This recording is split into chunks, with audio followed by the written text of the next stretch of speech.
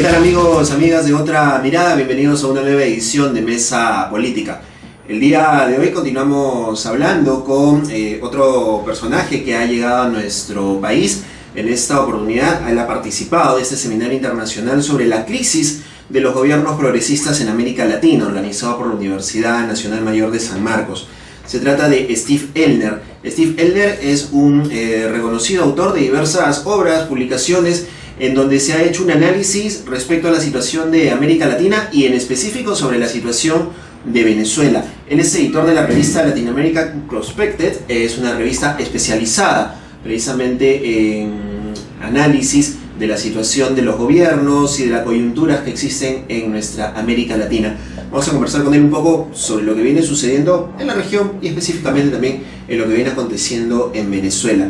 Señor Elder, ¿cómo está? Bienvenido. Muy bien, gracias por la invitación.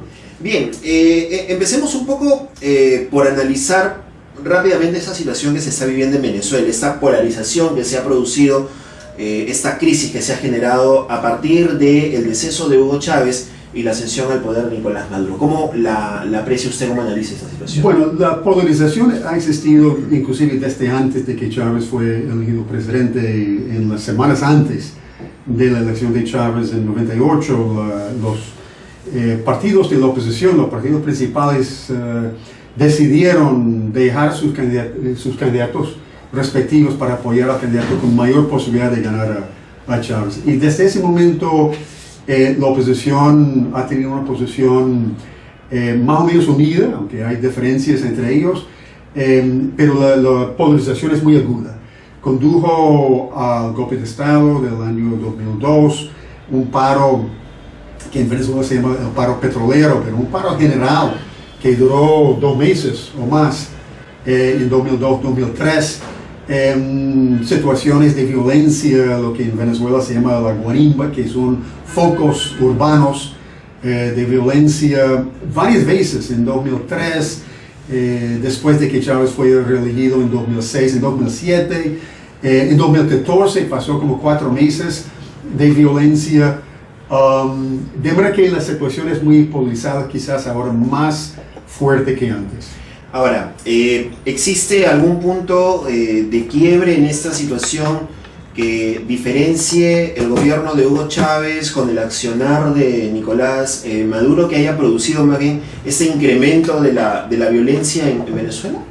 Sí, yo pienso que la situación ha cambiado en varios frentes. Primero, la situación económica en Venezuela y en la mayor parte de América Latina. Pero Venezuela ha sido muy afectado porque la dependencia siempre ha sido muy grande. Para un país petrolero, la dependencia del petróleo, de los países petroleros, es mayor que la dependencia de otros países que produce y exporta otros productos. De verdad que, por una parte, la baja implicada del precio del petróleo ha golpeado fuertemente la economía venezolana. Por otra parte, Maduro no tiene el capital político que tenía Chávez. Chávez fue una figura muy carismática, en parte por su forma de ser, pero en parte también por su demostración de coraje, entre comillas, que es un factor, según el sociólogo Max Weber, el carisma se debe en gran parte a demostración de coraje. De verdad que Maduro no tenía esa trayectoria que tenía Chávez. De verdad que las decisiones él toma en base de un consenso del liderazgo del movimiento chavista. Eso significa que no ha podido ser tan audaz como Chávez. De verdad que eso es otro factor que desfavorece a Maduro. Y por otra parte, la correlación de fuerzas en América Latina ha cambiado mucho en esos últimos años. Bajo Chávez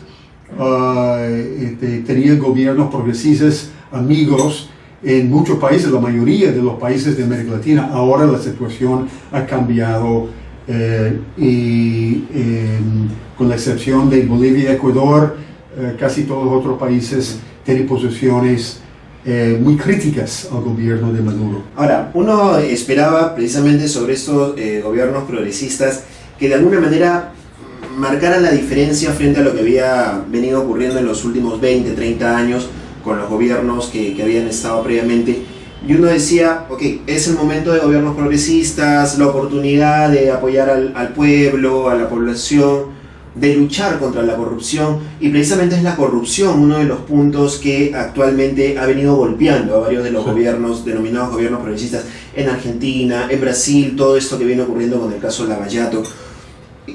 ¿Por qué se dejó crecer tanto la corrupción? ¿Por qué no se luchó de manera tan frontal en estos gobiernos contra la corrupción? Sí. Yo diría que por una parte fue un error. Por otra parte, yo creo que hay que entender el contexto. Porque el contexto explica todo. Mire, cuando en tiempo de guerra, la democracia en cierta forma es un lujo.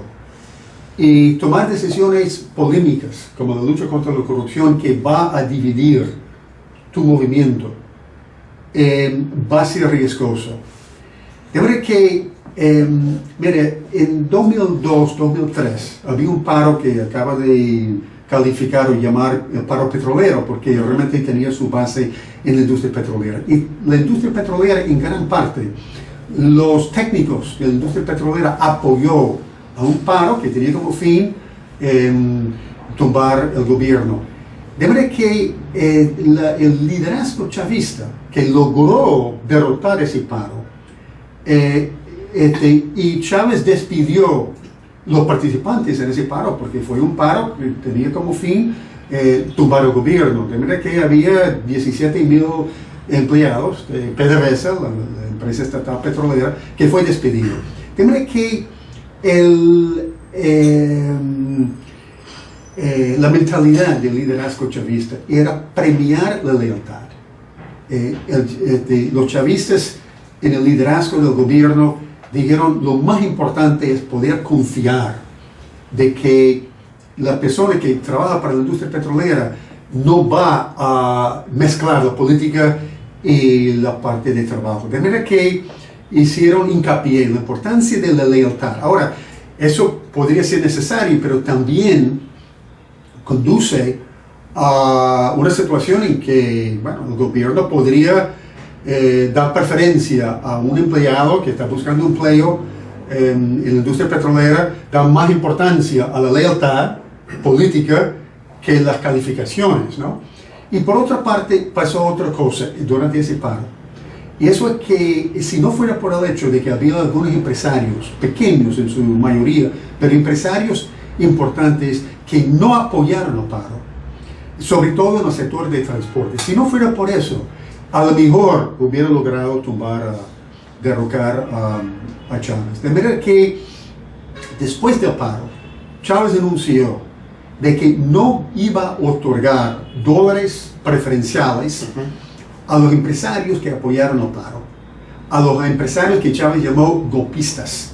Él dijo en febrero de 2003, ni $1 para los empresarios golpistas. De manera que en ese momento pareció sensato políticamente, y podría ser que Chávez, que aparte de que tenía sus ideales ideológicas, era también un pragmático, y podría justificar esa decisión diciendo de que los empresarios habían tratado de derrocar el gobierno de Chávez 2 veces dentro de un periodo de menos de un año.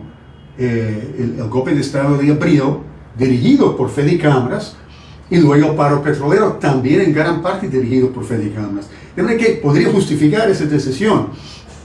Pero si tú das dólares preferenciales, y si tú das contratos, y tú das